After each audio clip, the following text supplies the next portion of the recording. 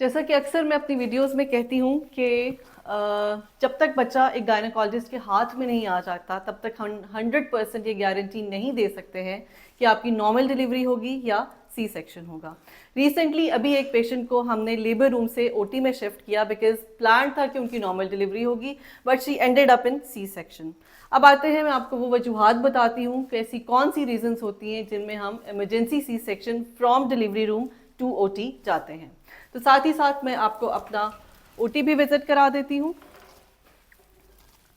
ये हमारा ओटी है जो कि अभी रिसेंटली क्लीन हुआ है। आपको अभी इस वक्त यहाँ पर कुछ नज़र नहीं आ रहा, कोई इंस्ट्रूमेंट्स वगैरह नज़र नहीं आ रहे, बिकॉज रिसेंटली हमने एक पेशेंट का जो है वो सी सेक्शन किया है और उसके बाद जो है वो डिसइंफेक्शन और स्टरलाइजेशन की वजह से ओटी को साफ़ किया गया है।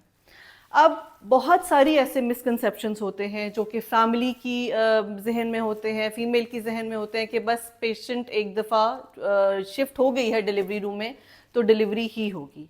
अब मैं अभी जिस पेशेंट के बारे में बात कर रही हूँ, उनका बेबी जो था वो गुड साइज था, 3.8 kg जो है तकरीबन 3.25 किलो। आप अंदाज़ा लगा लें कि उस बेबी का एस्टिमेटेड फीटल वेट था, जो कि मुझे एब्डोमेन से ही लग रहा था। और मैंने उस पेशेंट को बारहा कहा कि आप इलेक्टिव सी सेक्शन की तरफ चली जाए, but she wanted to take a trial. वो इस चीज़ पे बेजिद थे कि हमें नॉर्मल डिलीवरी ही करानी है। खैर, जब पेन्स हुई, बहुत ज़्यादा पेन्स उनसे टॉलरेट ना हुई, फिर they went for an epidural.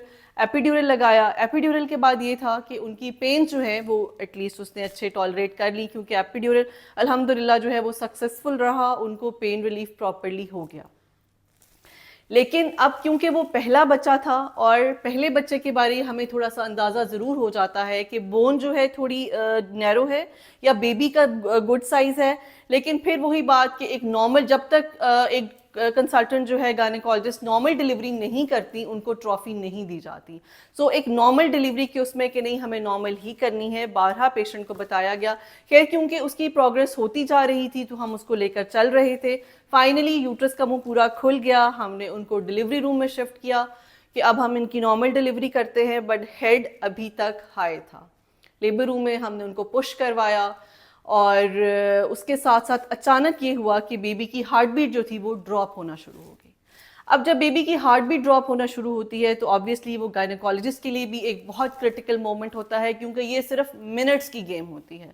In the back of mind मैं ये मेरे जहन में था कि this patient might end up in C section, क्योंकि बेबी जो है वो गुड साइज है और उसको हो सकता है या तो नीचे आने में टाइम लगे या वो कोई ना कोई ऐसी प्रॉब्लम जो है मदर उसको फेस करें कि हमें ओटी फैसिलिटी इस्तेमाल करनी पड़ सकती है।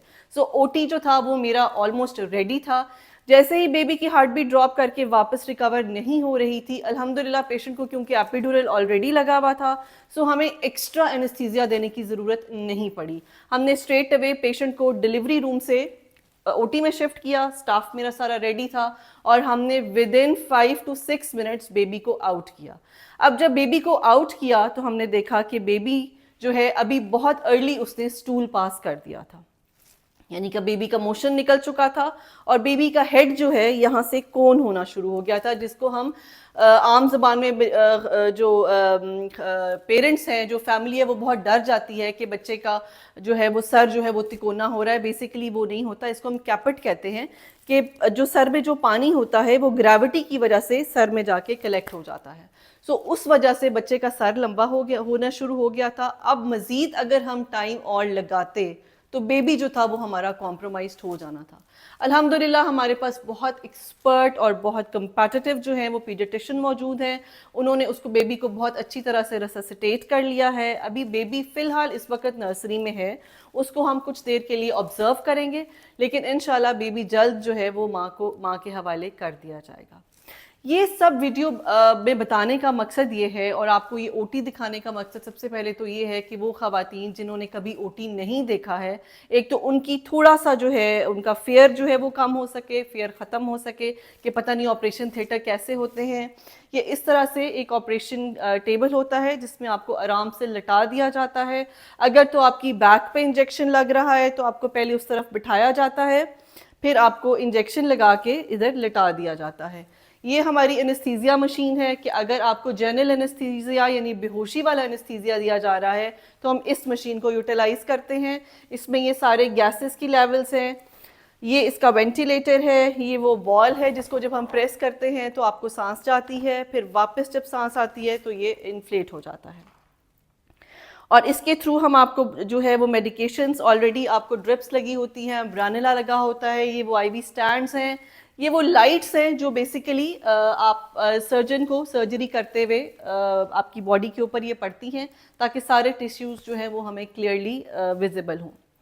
अब कुछ ऐसी चीज़ें हैं, अगर जैसे एनेस्थीसिया 2 टाइप्स का है, एक स्पाइनल एनेस्थीसिया जैसे कि मैंने बताया। अब जो पेशेंट्स लेबर में, मैं एपिड्यूरल को इसलिए भी बहुत एडवोकेट करती हूँ कि जैसे कुछ पेशेंट्स को अगर जो एपिड्यूरल लेते हैं और खुदा न खास्ता सडनली उनको सी सेक्शन के लिए हमें शिफ्ट करना पड़ता है, तो हमारा वो वाला टाइम बहुत बच जाता है कि दोबारा से एनेस्थीसिया दिया जाए, क्योंकि कमर में टीका लगना है या फिर एनेस्थीसिया देना है, तो उसमें 5 to 6 मिनट्स का एक एक्स्ट्रा टाइम लैप्स हमें चाहिए होता है। जब एपिड्यूरल लगा होता है तो डायरेक्टली पेशेंट को शिफ्ट किया जाता है, ड्रेप किया जाता है, पेशाब की नाली लगाई जाती है, शीट्स वगैरह डाल के हम अपना procedure as early as possible शुरू कर सकते हैं। अब फिर एक ये क्वेश्चन आता है कि स्पाइनल एनेस्थीसिया यानी कमर में जो टीका लगता है, या एपिड्यूरल बेहतर होता है या जनरल एनेस्थीसिया। तो उसमें एक बात को समझें कि ऑल ओवर द वर्ल्ड जो जनरल एनेस्थीसिया है यानी जो बेहोशी वाला एनेस्थीसिया है, वो सी सेक्शंस के लिए ऑब्सोलीट हो चुका है। वो सी सेक्शंस के लिए बेहोशी वाला एनेस्थीसिया नहीं दिया जाता, बल्कि कमर में ही टीका लगाया जाता है। और एक जो ये मिसकंसेप्शन कि कमर में टीका लगा तो इसकी वजह से जो है वो दर्द रहती है, उस पर मैं ऑलरेडी डिटेल से एक बहुत वीडियो कर चुकी हूँ, प्लीज़ उसका लिंक मैं शेयर कर दूंगी, आप वो देखें।